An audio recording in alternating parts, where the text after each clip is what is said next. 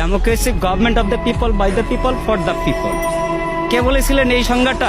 আমেরিকার 16তম president Abraham Lincoln, একজন মুচির ছেলে। সেই গণতন্ত্রের কি আছে?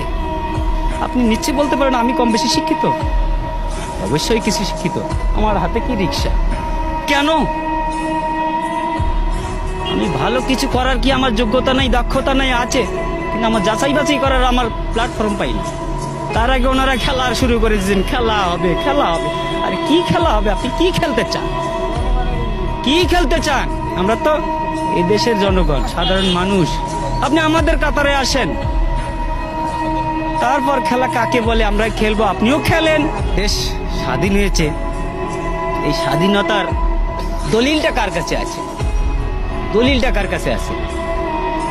ওই বলেছিলেন না, ভুট্টো সাহেব বলেছিলেন, যাও তোমার দিল্লির পূর্বদের কাছে যাও। সেই দিল্লি